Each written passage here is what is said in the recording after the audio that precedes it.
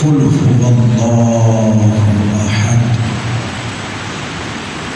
اللہ الصمد لم یلد ولم یولد ولم یکن له کفوا احد۔ صدق اللہ مولانا العظیم۔ مولانا صلی وسلم دائما ابدا علی حبیبک خیر خلق کلہم۔ اللہم صل علی سیدنا محمد وعلی آلہ واصحابہ وبناتہ وعشاقہ اجمعین۔ سب بار شکر اس پیدا کرنے والی ذات کا جس کی عنایت کردہ توفیق اور فضل و کرم سے اس مختصر اور فانی زندگی میں ایک بار پھر ماہ رمضان المبارک کے فیوزات سمیٹنے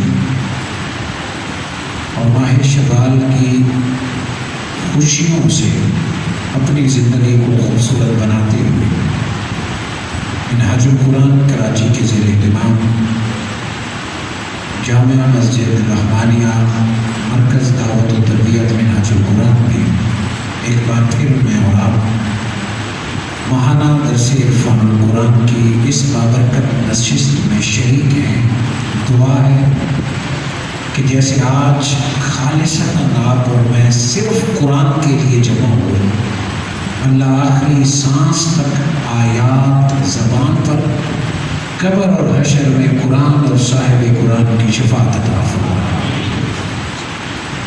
محترم و متشکر سادات اعزام، ذی قدر علماء کرام، جملہ قائدین منہاج القرآن،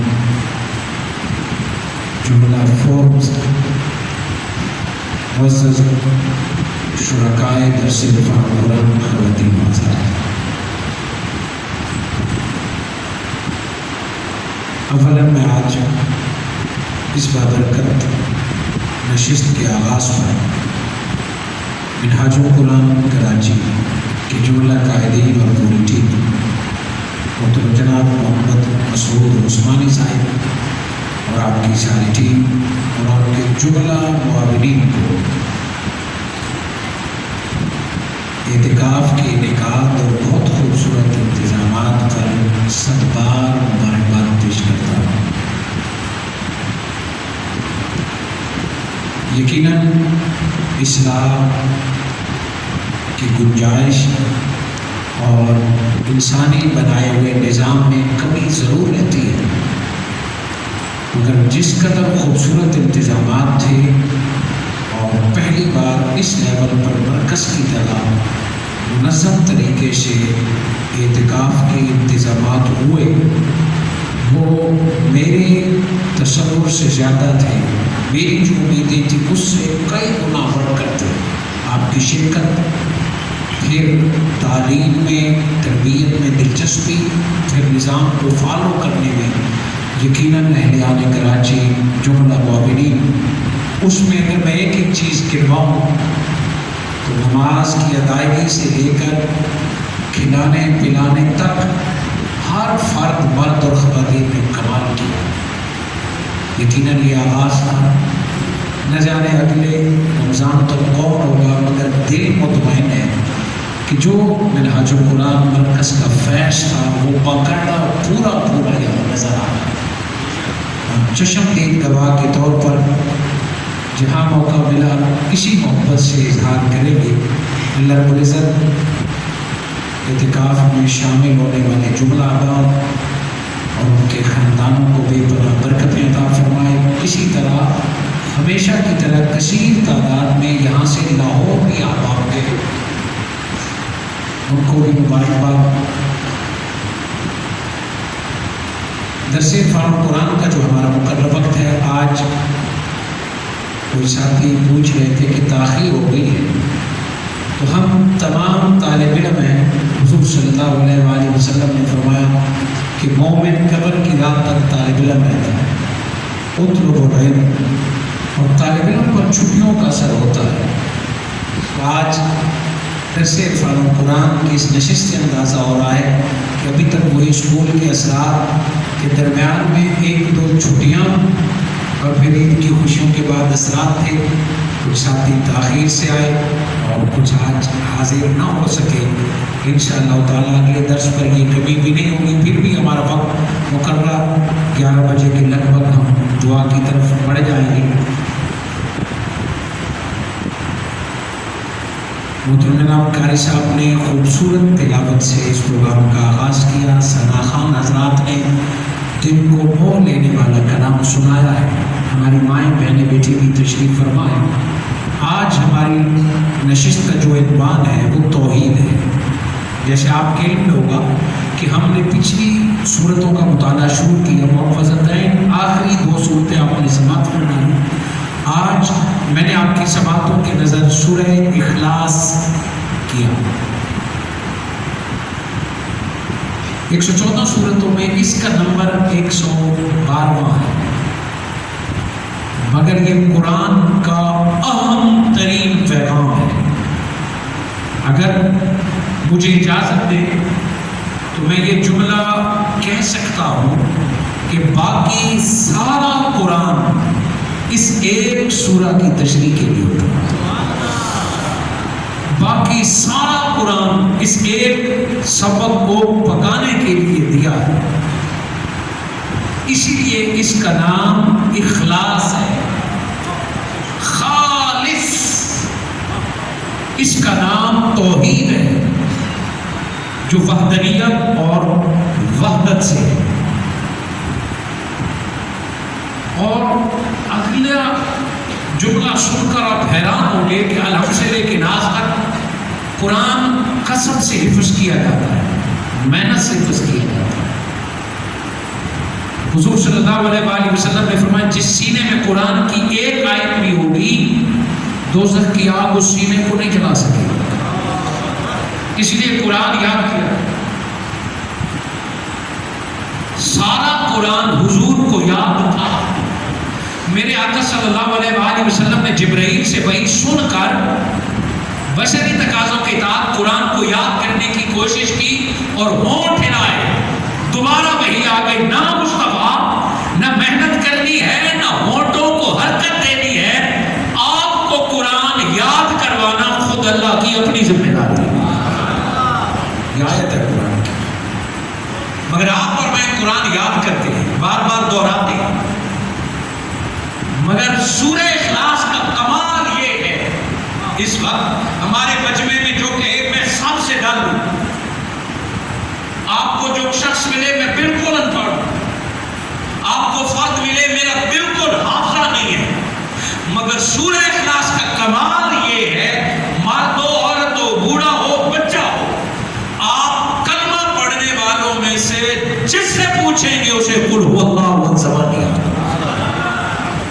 تجربہ کر کے دیکھیں، ہر کسی کو یاد ہوگی قل هو اللہ احد. سورہ اخلاص تمام افراد کو یاد ہوگا. آپ پوچھیں گے کیوں؟ یہ کیوں یاد ہو جاتا ہے؟ سورہ اخلاص کا کمال ہے نا. یہ وہ سبق ہے جو عالم ارواح میں رب نے خود پڑھایا تھا. ارواح کو پیدا کر کے فرمایا الست بربکم، کیا میں تمہارا رب نہیں ہوں؟ دنیا میں بھیجنے سے پہلے اللہ نے جام توحید ہر روح کو خود پلایا. سورہ اخلاص ہماری روحوں کو یاد ہے. بس ایک بار پڑھنے کی دیر ہوتی ہے، سورہ اخلاص زبانوں پر خود بخود شہر ہو کر جاری و ساری ہو جاتی ہے.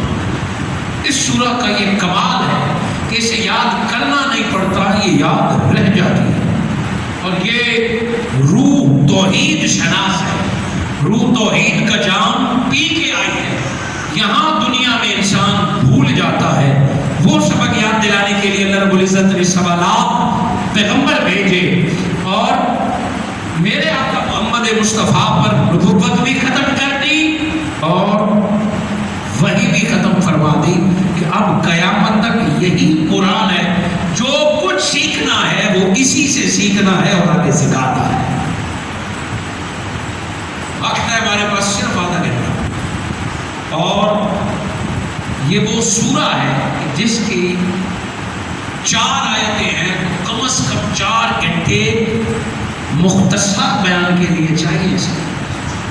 4 گھنٹوں کی نشست صرف تعارف کے لیے چاہیے، وگرنہ کوئی تفصیل سننا چاہتا ہے تو حضور شیخ الاسلام ڈاکٹر محمد طاہر القادری مقدس اللہ علیہ نے لفظ کل پر تنہا 4 گھنٹے کا خطاب فرمایا کہ کل کیا. اور آپ کے فرزند ارجمند ڈاکٹر حسن بھائی الدین قادری نے لفظ کل پر پوری کتاب لکھ دی. ان قریب ہمارے ساتھ پر آپ کو مل جائے. 2 صورتیں آپ پہلے سے بات فرما چکے ہیں. کل امر کا صیغہ ہے جس کا معنی ہے آپ کہتے ہیں کہو. کچھ مختصر تعارف کل کا میں نے پہلے کرا دیا تھا، اور جو بچتا تھا وہ آج کی سورہ میں کوشش کروں گا. 5 سورتوں کا آغاز کل سے ہوتا ہے. 4 سورتوں سے آپ واقف ہیں، سورہ ناس، سورہ فلق، سورہ توحید، سورہ کافرون، اور 5ویں سورہ جن، سورہ الجن. یہ 5 سورتوں سے کل سے خالق کائنات نے آغاز فرمایا. ویسے قرآن مجید فرقان حمید میں لفظ کل 332 بار ہے. 6666 آیتوں میں 332 بار لفظ کل آیا ہے. کل کا معنی کہو، آپ کہتے ہیں، آپ فرماتے ہیں. 332 بار میں صرف 3 بار کسی اور سے خطاب ہے، اور 229 بار رب نے مصطفیٰ سے بات فرمائی. ان 3 بار میں 2 بار موسیٰ علیہ السلام کو اللہ نے کل کہہ کے حکم دیا، اور 1 بار حضرت نوح علیہ السلام کو کہہ کے خالق کائنات نے حکم دیا. باقی 329 بار وہ حضور صلی اللہ علیہ وآلہ وسلم ہی سے خطاب ہے. اس سورہ مبارکہ جسے سورہ توحید، سورہ اخلاص کہتے ہیں، یہ بھی اللہ رب العزت نے حضور صلی اللہ علیہ وآلہ وسلم کو حکم دیا کہ آپ فرمائیں. یہ سورہ مکی ہے، 112 نمبر اس کا نمبر ہے ترتیب کے اعتبار سے. 4 آیتیں، لفظ اس کے 15 ہیں، اور حروف اس کے 47 ہیں. 4 آیتوں کا اپنا پیغام ہے، 15 حروف کا اپنا فلسفہ ہے الفاظ کا، اور 47 حروف کا اپنا پیغام ہے. ہر علیحدہ پیغام ہے. اس میں اللہ رب العزت نے اپنی توحید کو بیان فرمایا اور فرمایا کل آپ فرما دیں. اس کا شان نزول یہ ہے کہ 3 روایات ملتی ہیں. یہودیوں کا بھی سوال ہے، عیسائیوں کا بھی سوال ہے. پہلا سوال مشرکین کی، جب میرے اللہ کا تعارف میرے آقا نے فرمایا کہ میرا اللہ ایک ہے، مشرکین نے کہا اپنے اللہ کا تعارف تو کراؤ، کون ہے، کہاں رہتا ہے، کس کا بیٹا ہے، کس خاندان سے ہے، لوہے کا ہے، تانبے کا ہے، کس چیز سے بنا ہوا. مشرکین نے جب خانہ کعبہ کے پاس اجتماعی طور پر یہ سوال کیا، اس وقت حضور صلی اللہ علیہ وآلہ وسلم خاموش ہو گئے. میرے آقا صلی اللہ علیہ وآلہ وسلم نے فرمایا انا افصح العرب، میں عرب میں سب سے اچھی عربی بولنے والا ہوں. سب سے اچھے الفاظ میں محمد کے ہیں، لیکن مجھے فخر نہیں ہے. وہ جو افصح العرب محمد مصطفیٰ ہیں، یہ سوال سن کر چپ ہو گئے، جواب نہ دیا. پہلے دن چپ رہے، اس رات چپ رہے، دوسرا دن چپ رہے، اس رات چپ رہے، تیسرا دن خاموش رہے، اس رات خاموش رہے. کیوں؟ میرے آقا سوچتے رہے کہ وہ لفظ کون سے ہیں جسے جوڑ کر میں اپنے محبوب کا تعارف کرا دوں، میں اللہ کا تعارف کراؤں. وہ کون سے لفظ جوڑوں، وہ کون سے موتی پیرو دوں کہ میں اپنے اللہ کا معبود حقیقی کا الہ یکتا کا تعارف کراؤں. 3 دن تک میرے آقا سوچتے رہے. تیسرے دن جبریل علیہ السلام تشریف لائے، فرمایا یا رسول اللہ، اللہ فرما رہا ہے کل هو اللہ احد، آپ یوں میرا تعارف کرائیے کہ کہہ دیجئے وہ اللہ ہے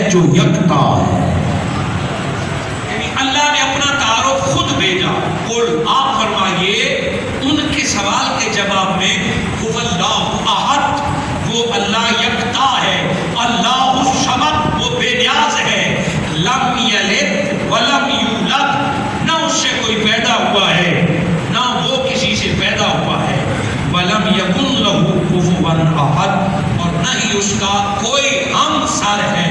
4 آیتیں جبرائیل علیہ السلام لے کے آئے، کل کہہ کے نبی کو حکم دیا کہ آپ سے سوال کیا ہے، جواب آپ دیجئے، مگر یہ لفظ رب نے موتی پرو کے بھیج دیے ہیں، قیامت تک یہ شرک اور کفر کے کانوں میں گونجتے رہیں گے کہ کوئی اللہ احد اور اللہ صمد کی ضرب لگا گیا ہے۔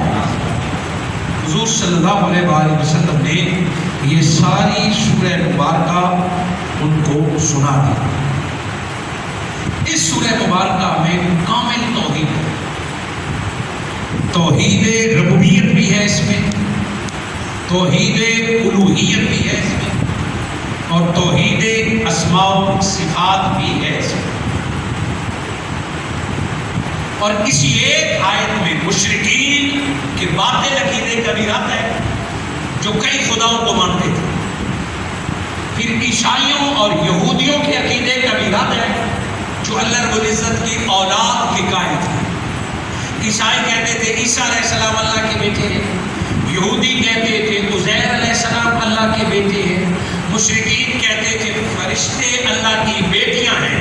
سو اسی ایک سورہ میں مشرکین کا بھی تشفی جواب ہے، یہودیوں اور عیسائیوں کے باطل عقیدے کا بھی جواب ہے، اور وہ لوگ جو اللہ کو تو مانتے تھے مگر اللہ کے برابر کبھی بت کو کبھی درخت کو بظاہر فطرت کو مانتے تھے، ان کو بھی جواب ہے، اور ان لوگوں کو بھی جواب ہے جو سمجھتے تھے کہ اللہ محتاج ہے، نظام کائنات چلانے کے لیے اللہ سورج کا محتاج ہے، معاذ اللہ اللہ چاند کا محتاج ہے، فرشتوں کا محتاج ہے، لات و عزا کا۔ کچھ مشرک ایسے تھے کہ اللہ ہے تو ایک مگر اللہ کا نظام ہمارا بت چلاتا ہے، روزی فلاں بت دیتا ہے، بارش فلاں بت دیتا ہے۔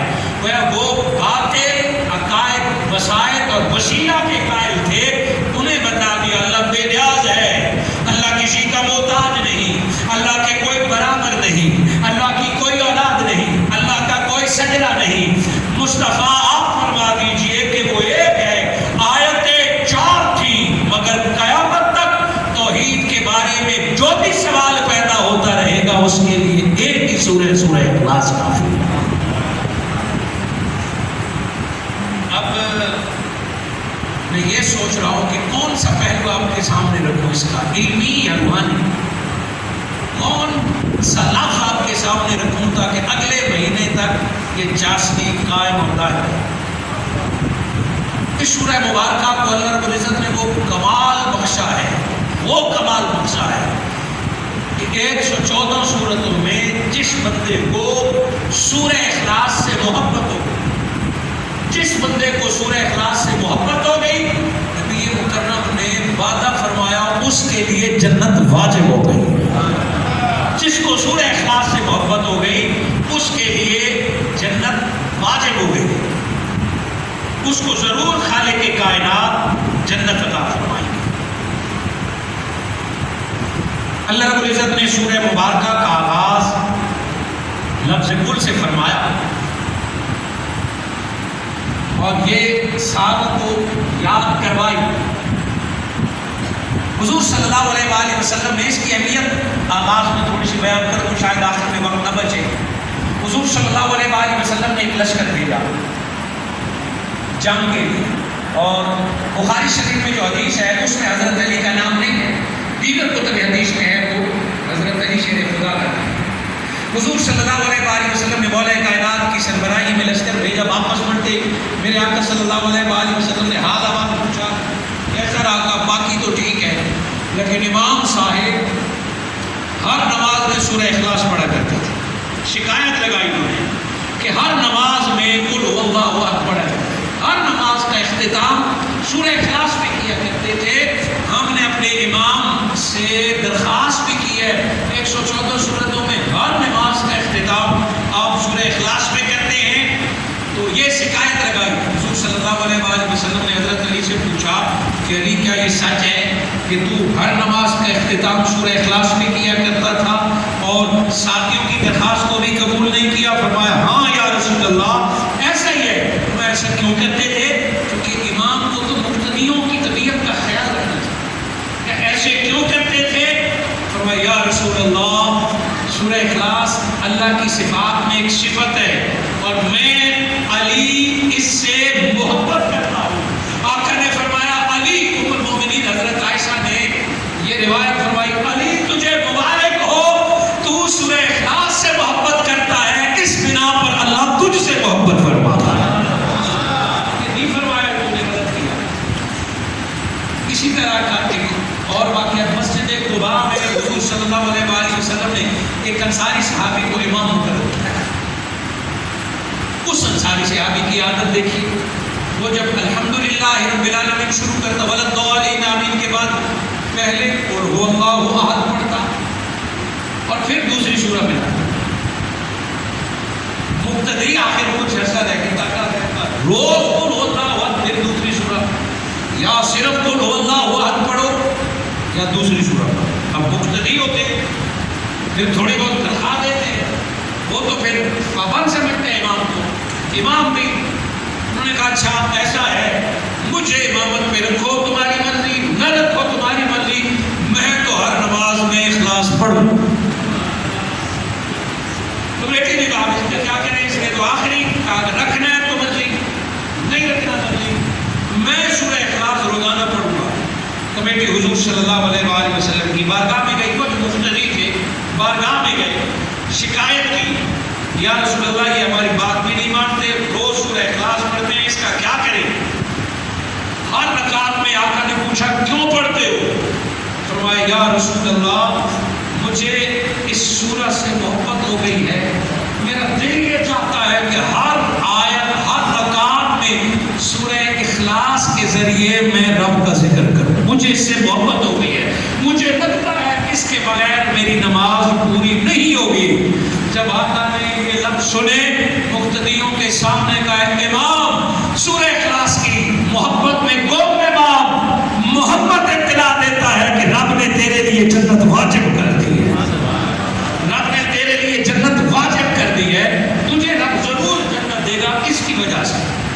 ایک ہے کوئی میری طرح سست بندہ ہو کہ جلدی نماز پڑھنے کے لیے سورہ اخلاص یا باقی یاد نہ کی ہو ایک ہی سورہ سے چلاتا، یہ اس کے لیے نہیں ہے، یہ اس کے لیے جو سورہ اخلاص کے راز کو سمجھ ہے، جس کو سورہ اخلاص سے محبت ہو گئی، جس کی روح سورہ اخلاص کی تلاوت کرتی ہے، یہ باتیں اس کے لیے۔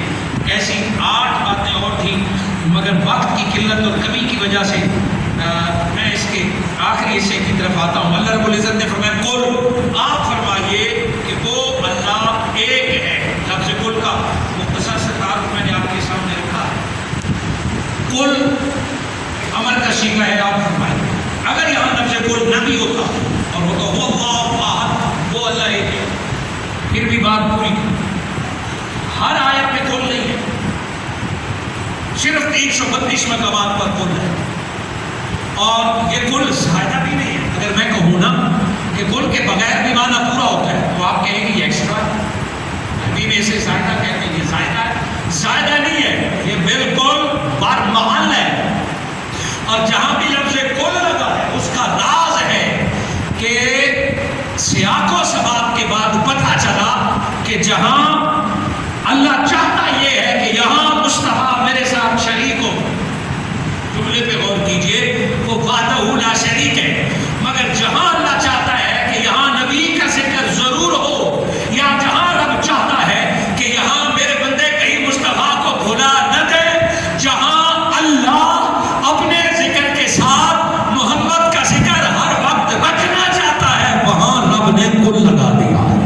وہ بتا دیا کہ اس معاملے میں مصطفیٰ کو بھلانے کی اجازت نہیں ہے، اس معاملے میں محمد کو مجھ سے جدا کرنے کی اجازت نہیں ہے۔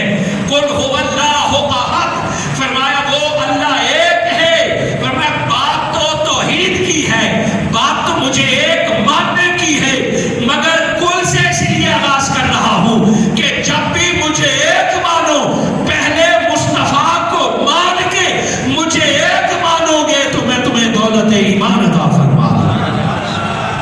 کہ کہیں ایسا نہ ہو مجھے ایک مانتے مانتے مصطفیٰ کو بھلا دو، کسی کے کہنے میں نہ آ جاؤ کہ جب اللہ کو ایک ماننا ہے تو ہر کسی کو بھلا دو۔ تقاضۂ توحید یہ ہے کہ ایک اللہ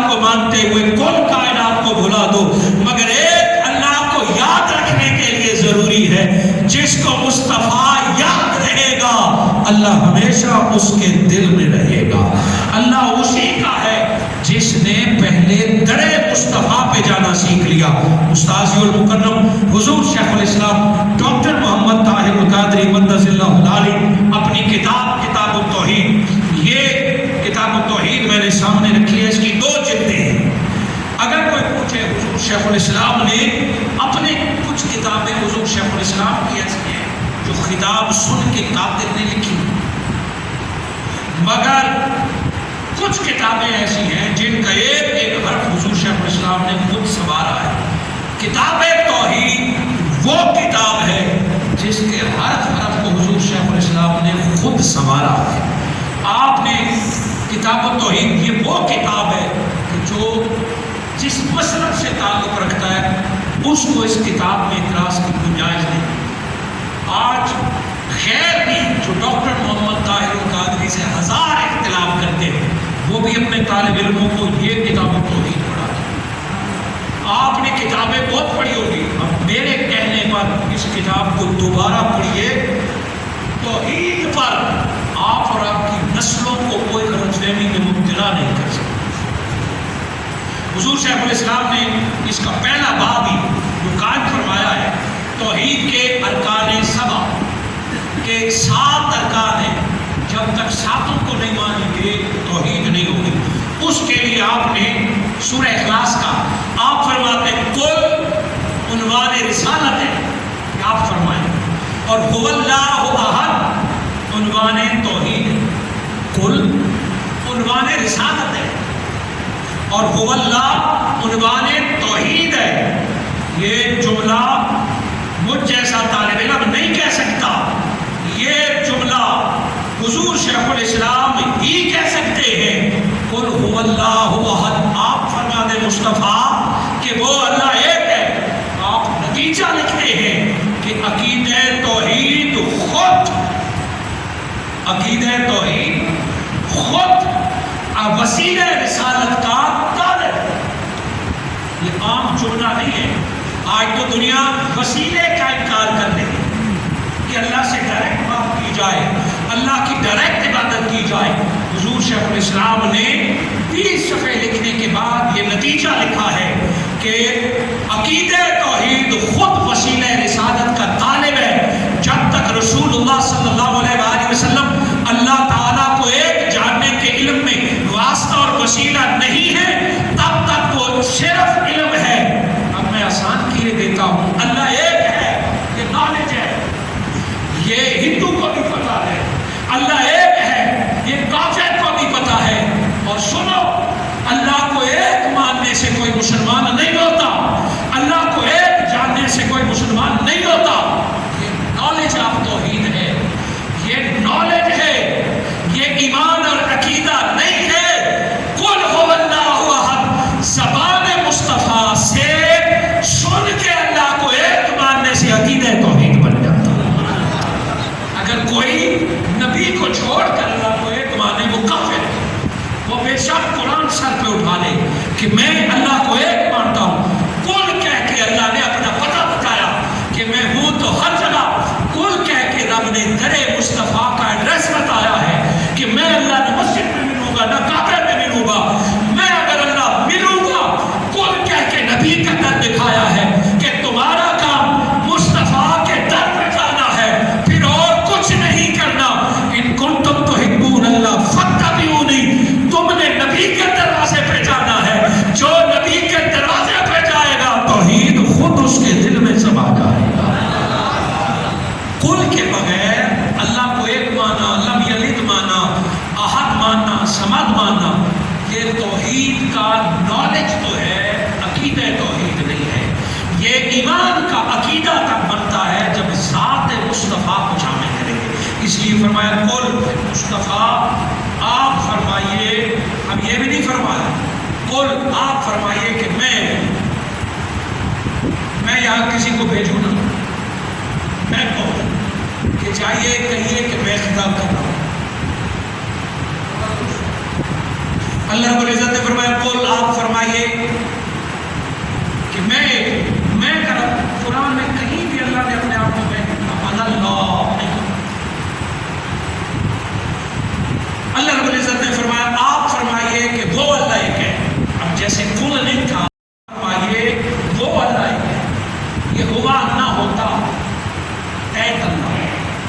ہوا نہ ہوتا اور ہوتا کل، آپ فرمائیے اللہ احد، اللہ ایک ہے. آپ یہ زمین نہ ہوتی، میں کہوں کہ آپ کہیں وہ اعجاز، یہ اعجاز خطاب کر رہا ہے، یہ لگانے کی کیا ضرورت ہے؟ آپ کہیں اعجاز خطاب کر رہا ہے، آپ کہیں قاری صاحب تلاوت کر رہے ہیں، تو آپ فرمائیں وہ اللہ ایک ہے. اب ہاذا ہوا، یہ اور وہ، دس اینڈ دیٹ. عربی میں ہے ہاذا ہوا، اردو میں ہے یہ وہ، عربی میں ہے ہاذا ہوا. اب چھوٹی وقت بھی کلیل اور آپ سارے کوئی عربی جانتا ہوگا، کوئی انگلش جانتا ہوگا. یہ ہوتا ہے قریب کے لیے جو پہنچ میں ہو، وہ یا ہوتا ہے دور کے لیے یا ہوتا ہے خیر کے لیے. دس ہوتا ہے جو آپ کی پہنچ میں، دس. دیٹ ہوتا ہے جو دور ہے، یہ غائب ہے. ہاذا ہوا، دس دیٹ، یہ وہ. اب جلدی سے مجھے جواب دیجیے تاکہ سننے کو میں سمیٹ لوں. اللہ دور ہے کہ قریب ہے؟ بولے نا. اللہ قریب ہے دور ہے؟ قریب کے لیے کیا استعمال ہوتا ہے؟ یہ دس. کتنا قریب ہے؟ اللہ نے فرمایا میں تمہاری شارک سے بھی زیادہ قریب ہوں. جب قریب ہے، ہر جگہ موجود ہے، غائب بھی نہیں دور بھی نہیں، تو دش ہونا چاہیے، یہ ہونا چاہیے، ہاذا ہونا چاہیے. مگر مالک ہے بھی قریب، لیکن فرمایا ہوگا، وہ اللہ ایک ہے، نہیں ہے، غائب ہے، دور ہے. عقیدہ یہ ہے کہ اللہ ہر جگہ موجود ہے. رحمانیہ مسجد میں میرے شارک سے بھی زیادہ قریب ہے. ہاذا ہوا، دس ہوا، یہ ہوا.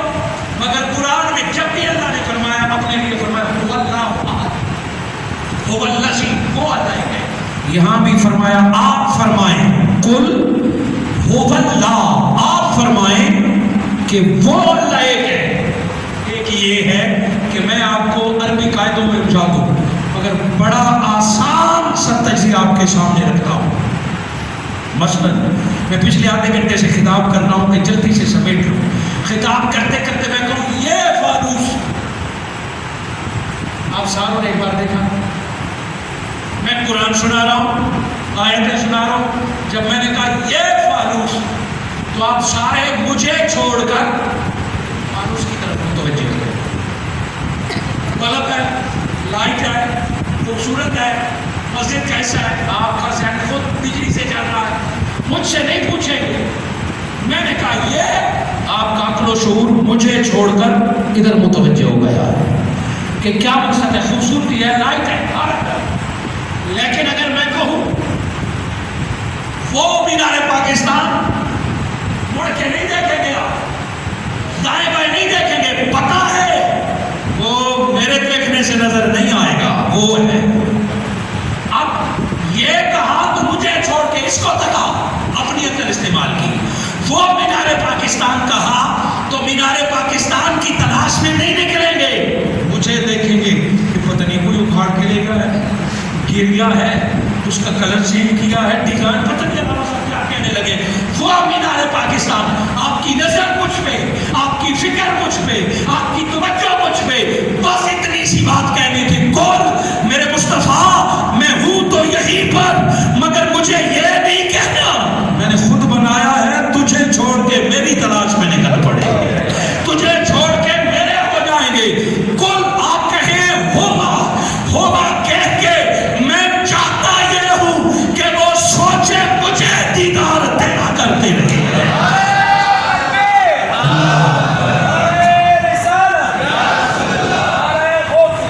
وہ عقیدہ توحید، مگر تشبہ مصطفیٰ کا ہو، چہرہ مصطفیٰ کا ہو، واسطہ مصطفیٰ کا ہو. خود ہوا کا پردہ کیا، کل کہہ کے سامنے مصطفیٰ کر دیا کہ تم اللہ کی تلاش میں نہ نکلو. نہ تمہاری آنکھ اس قابل، نہ تمہاری عقل اس قابل، نہ تمہارے ہوا سے، وہ ہمیشہ سے ہوا تھا، ہوا ہے، ہوا رہے گا. تم حاضر نبی، تم چہرے مصطفیٰ، دل مصطفیٰ، سیرت رسول، احادیث مبارکہ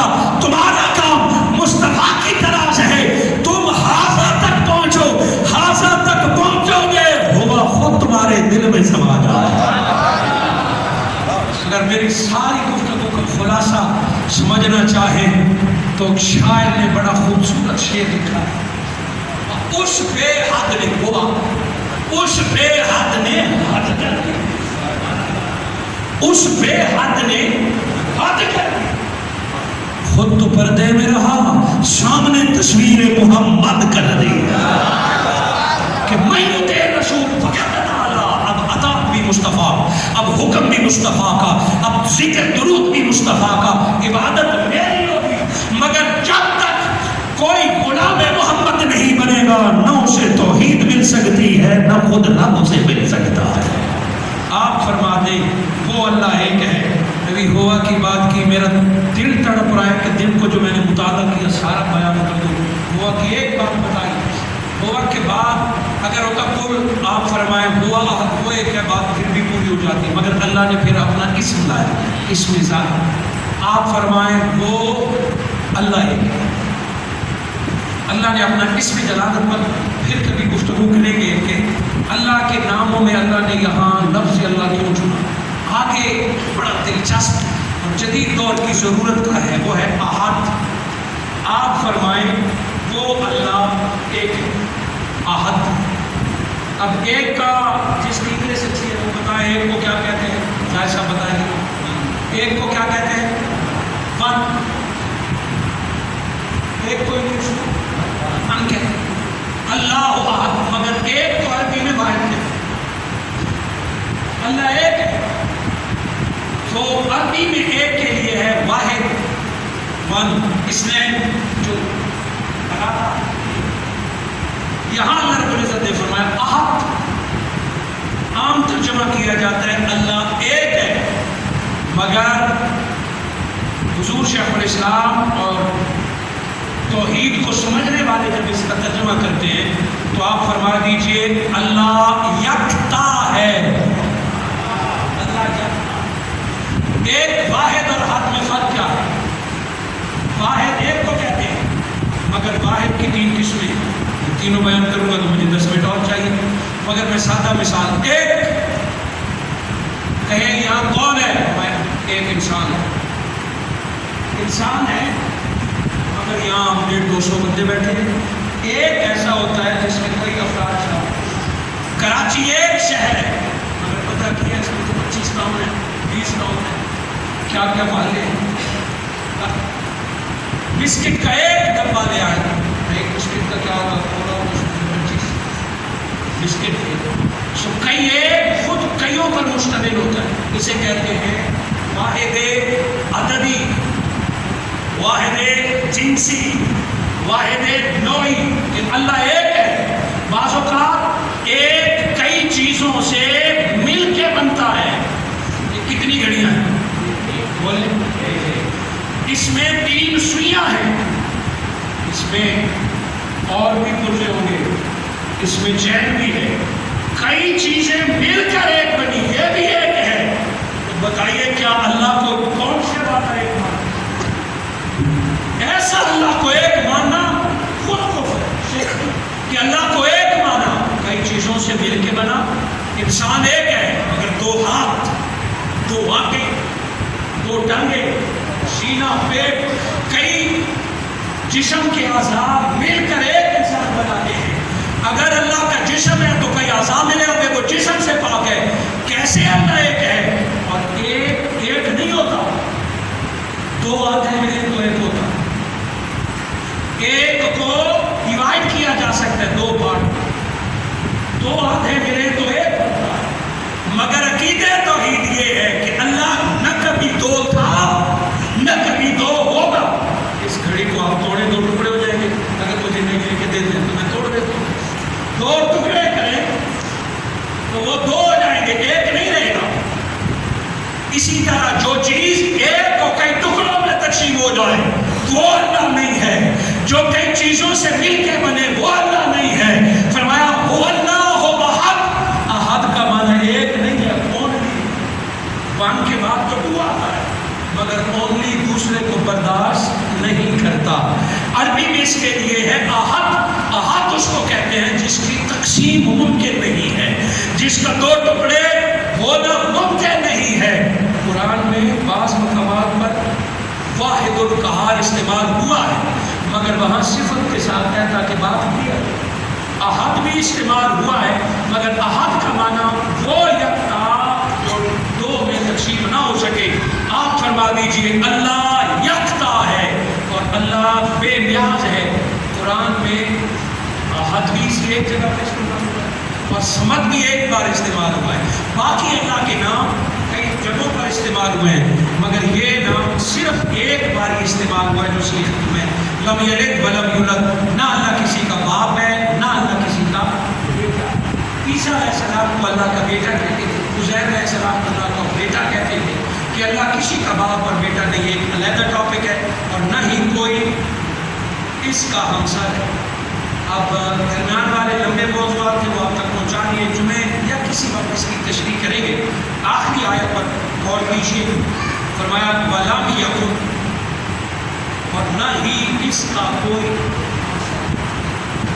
یہاں نہیں فرمایا کہ اس کے سوا کوئی ہے، میں اس کا ہمسر کوئی نہیں، وہ جو ہیں وہ ہیں، ان کے ہونے کا انکار نہیں ہے۔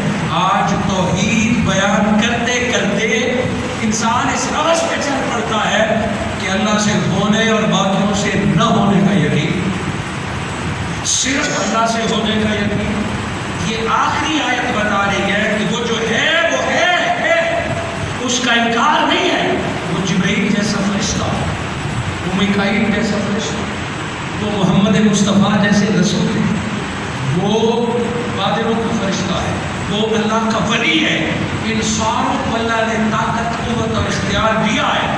ولی کو ولی مانو، غوث کو غوث مانو، نبی کو نبی مانو، جبرائیل کو بھی امین مانو، میکائیل کو عزرائیل کو موت کا فرشتہ مانو، مگر ایک حق میں ان کو مانو ضرور، مگر اللہ کے برابر نہ مانو۔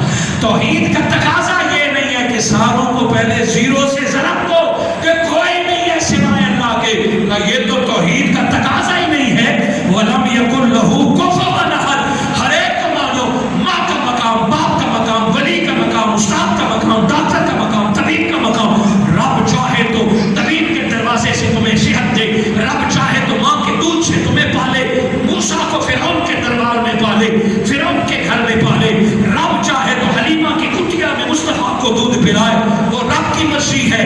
تمہیں اجازت نہیں کہ ماں باپ کا انکار کر دو، طبیب کی صحت کا انکار کر دو، عزرائیل کا روح قبض کرنے کا انکار کر دو۔ یہ توحید نہیں ہے کہ اللہ کی بنائی ہوئی طاقتوں کا انکار کر دو۔ سمجھو اخلاص کو کہ ہر کسی کو مانو، رب کے ہمسر نہ مانو۔ محمد شفیع المذنبین ہے مگر رب کے اذن سے ہے، جبرائیل امی ہے مگر رب کے اذن سے ہے۔ عقیدہ توحید یہ ہے کہ ساروں کو مانو مگر ایک حد میں، مخلوق میں اللہ کی عطا کردہ طاقتوں سے برابر نہ جانو، مانو۔ یہ سورہ اخلاص ہے جو آپ کے سامنے مختصر بیان کی۔ یقینی بات ہے کہ جس طرح میرا دل نہیں بھرا بیان کرتے ہوئے آپ بھی سننا چاہے ہوں گے کہ اتنی آسان صورت ہے، اور یقین مانے میں نے بھی جو بیان کرنا چاہتا تھا 20% بھی بیان نہیں کیا، لیکن اگلی بار آپ وقت پہ تشریف لائیں گے اس درس عرفان القرآن وہ صرف قرآن کی خاطر اور اپنے ساتھ نئے ساتھی۔ مجھے پتا ہے آپ حضور شیخ الاسلام کو سننے کا، میری چند باتیں آپ کے سامنے ایسی ہے جیسے ایک طالب علم، مگر نئی نسل کو لائے، نئے دوستوں کو لائے، ہمیشہ کارپٹ کر لیں کہ اس دفعہ میں ایک نئے ساتھی کو لاؤں گا، کیا خبر کوئی ایک آیت اس کے دل بدلنے اور عقیدے کو پختہ کرنے کے لیے کافی ہوتا ہے۔ آپ اور میں تو ہو سکتا ہے تحریکی جذبے کے تحت آئیں، ہو سکتا ہے درس عرفان القرآن کو کامیاب کرنے کے لیے آئیں، ہو سکتا ہے ناظم صاحب کی حکم کہ چشتی صاحب نے حکم دیا پہنچنا، میں نے ضرور پہنچنا، بہت سارے اسباب ہو سکتے ہیں، ہر سبب کا اللہ اجر دے گا، مگر سب سے پہلے تبلیغ ذہن میں رکھیں کہ میں نے قرآن اور قرآن کا پیغام پہنچانا ہے۔ جن پر ختم کرتے ہیں وہ اس آیت مبارکہ کی فضیلتیں ہیں۔ حضور صلی اللہ علیہ وآلہ وسلم کو خود اس سے کتنی محبت تھی، آپ سماعت فرمائیں جس پر میں بات ختم کروں۔ بخاری شریف کی روایت ہے کہ حضور صلی اللہ علیہ وآلہ وسلم نے ایک دن صحابہ کرام کو فرمایا یار تمہیں ایسے بندے بھی ہونے چاہیے جو روزانہ رات کو سوتے وقت 1/3 قرآن پڑھ لیا، یعنی 10 پارے انٹھا۔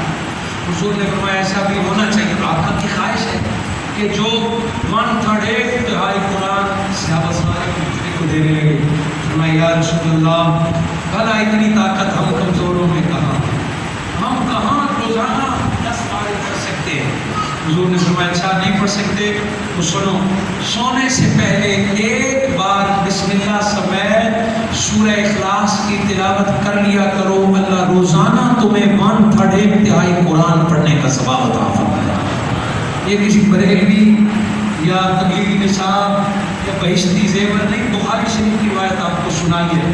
وہ کوئی شخص اگر رات کو سوتے وقت بسم اللہ کے ساتھ 3 بار سورہ اخلاص پڑھ کے سوئے گا تو اللہ اسے پورا قرآن پڑھنے کا ثواب عطا فرمائے گا۔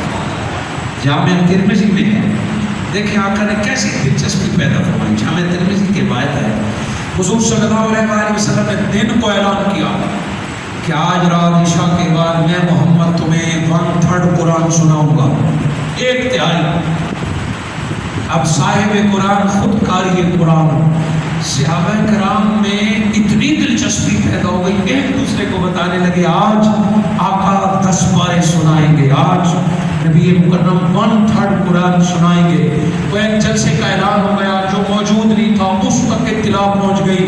عشاء کی نماز کے بعد سارے بیٹھ کے انتظار کرنے لگے، میرے آقا نے نماز پڑھائی، حجرے کے اندر گئے، باہر آئے، بیٹھے، بسم اللہ الرحمن الرحیم قل هو اللہ احد سورہ اخلاص کی 4 آیتیں سنائی اور پھر حجرے میں چلے گئے۔ صحابہ بیٹھے گئے، کسی نے کہا حضور کو شاید کوئی کام یاد آ گئے اس لیے چلے گئے، پھر آ کے سنائیں گے۔ کسی نے کہا نہیں وہی آ گئی ہوگی، جبرائیل علیہ السلام آ گئے ہوں گے اس لیے ہمیں چھوڑ کے چلے گئے۔ کسی نے کیا کہا وضو کرنے کے لیے بڑی دیر تک بیٹھے رہے، تھوڑی دیر بعد آگا پھر نکل دیکھا کیوں بیٹھے ہو؟ یا رسول اللہ آپ نے وعدہ کیا تھا 10 پارے سناؤں گا، 1/3 قرآن۔ آقا نے فرمایا وہ تو میں نے سنا دیا۔ میں یا رسول اللہ بھی تو آپ نے ایک سورہ اخلاص سنائی ہے۔ آقا مسکرائے، فرمایا ہاں یہی تو سمجھانا چاہتا تھا، جس نے گھر والوں کو یا خود ایک سورہ اخلاص سنا دی سمجھ لو اس نے قرآن کا 30 حصہ سارا سنا دیا۔ یعنی اس انداز سے سنائے۔ صحابہ اس سادگی پر ہنستے بھی رہے اور ایک دوسرے کو بتاتے ہوئے کہ رات حضور نے ہمارے ساتھ ایسے کیا ہے۔ اور میرے آقا صلی اللہ علیہ وآلہ وسلم کا اپنا عمل بھی بالکل اسی طرح تھا۔ ام المومنین حضرت عائشہ رضی اللہ تعالیٰ عنہ فرماتی ہیں، یہی صحیح بخاری میں حضرت سعید خدری نے 1/3 والی بتائی۔ ام المومنین حضرت عائشہ فرماتی ہیں، اب یہ بزرگ سن لیں، سارے سن لیں، یہ کسی پیر کا بتایا ہوا دام نہیں ہے۔ رات کو نبی صلی اللہ علیہ وآلہ وسلم جب بستر پر آتے تو دونوں ہتھیلیوں کو ساتھ جوڑتے اور سورہ اخلاص اور آخری دونوں سورت ناس اور فلق یہ تاک بار اپنے ہاتھوں پر دم فرماتے، پھونک مارتے، بستر پر یوں جوڑ کر تینوں سورتیں پڑھتے ہیں، بالخصوص سورہ اخلاص، اور دم کر کے پھر اپنے چہرے پر پھیرتے، پھر اپنے سینے پر پھیرتے، اور جہاں جہاں جسم کا ہاتھ جاتا تھا نبی مکرم روز ایک بار نہیں، سونے سے پہلے 3 بار یہ روزانہ کیا کرتے تھے۔ ام المومنین حضرت عائشہ فرماتی ہیں ایک نہیں، آخری دن تک حضور صلی اللہ علیہ وآلہ وسلم ہر رات سوتے وقت ایسے کیا ہے۔ نہ جانے اس میں کتنے راز ہوں گے کہ خود اپنے ہاتھوں کو دم کر کے جسم پر پھیرنا، کیا کیا برکات ہوگی۔ آج بھی جن لوگوں کو جسم میں درد ہو، بے چینی ہو، جن کو خدشہ ہو کہ رات شیطان مردود ہمیں سکون کرنے نہیں دیتا، وہ میرے آقا کا یہ عمل کر کے دیکھیں، گھبراہٹ، بے چینی، جسم کا درد جو رات کو سوتے وقت ہوتا ہے وہ صرف اسی وظیفے سے ختم ہو جاتا ہے۔ مزید فرماتی ہیں کہ سونے سے قبل تمام نمازوں کے بعد، بالخصوص مغرب اور فجر کے بعد 3 بار حضور صلی اللہ علیہ وآلہ وسلم سورہ اخلاص پڑھ کے اپنے آپ کو دم دیتے۔ سورہ اخلاص مغرب اور فجر کے بعد تو ضرور، تمام نمازوں کے بعد اسی طرح آنکھ میں کسی کا درد ہو تو آنکھ میں ہاتھ رکھ کے تاک بار سورہ اخلاص تب کر دیا کریں، اگر کسی وجہ سے آنکھ کا درد ہوگا تو وہ ٹھیک ہو جائے۔ ایک اور حدیث مبارکہ، سفر کے لیے کوئی نکلے 11 بار سورہ اخلاص حفاظت کی نیت سے پڑھے، جتنی دیر اس کا سفر ہے اللہ 50 فرشتوں کی ڈیوٹی اس کی حفاظت کے لیے لگا دیتا۔ پھر اگلا شکوہ ہم تمام کو ہوتا ہے فقر، یعنی تنخواہ پوری نہیں ہوتی، کماتا زیادہ ہوں مگر پورا نہیں ہوتا، خرچ ہو جاتا ہے، برکت نہیں ہے۔ یا کچھ کہے کہ محنت زیادہ کرتا ہوں، انکم کم آتی ہے، جس کو تنگ دستی کہتے ہیں۔ فقر اور تنگ دستی دو جدا چیزیں، ان کو دور کرنے کے لیے اور گناہوں کی معافی کے لیے حضور صلی اللہ علیہ وآلہ وسلم نے فرمایا کہ جمعہ کے دن یا رات، یعنی جمعرات کے دن بعد از نماز مغرب سے لے کے جمعہ مغرب تک 2 رکعت نفل، اور اس میں 200 بار سورہ اخلاص، یعنی پہلی رکعت میں 100 بار اور دوسری رکعت میں 100 بار۔ جو مسئلہ آپ کا نہیں حل ہو رہا وہ شب جمعہ کو کرے، نبی مکرم نے فرمایا اللہ اس کا فقر اور تنگ دستی کا جلد خاتمہ فرما دے گا۔ ایسے بہت ساری برکات، ایسی بہت ساری فضائل۔ اسی طرح ایک روایت ہے کہ جس کے گھر میں لڑائی جھگڑا بے برکتی ہو، کھانا پورا نہ ہوتا ہو، وہ گھر میں داخل ہوتے ہی ابا سے بلند سورہ اخلاص کا ذکر کرے، السلام علیکم کہہ کے بسم اللہ الرحمن الرحیم تو گھر سے ساری بے برکتی اور شیطان کی نحوست ختم ہو جائے گی۔ آج کے بعد جب بھی نماز میں سورہ اخلاص پڑھے، مولا کائنات حضرت علی شیر خدا فرماتے ہیں 5 وقت کی نماز میں جو ایک بار بھی سورہ اخلاص نہ پڑھے میں اسے نماز بھی نہیں سمجھتا، یعنی 5 نمازوں میں ایک بار ضرور اللہ کو اللہ کی تعریف سنائیں۔ دیکھیے حضرت نے دل میں رکھتے ہوئے باتوں باتوں میں 20 منٹ اور پھر آپ کی شاید لے گیا ہوں، کیونکہ آپ 15-20 منٹ لینا آئے تھے۔ اللہ رب العزت مجھے اور آپ کو قرآن کی خاطر قلبی محبت اور اعتماد عطا فرمائے، اور اس قرآن کے پیغام کو گھر گھر پہنچانے کی توفیق عطا فرمائے۔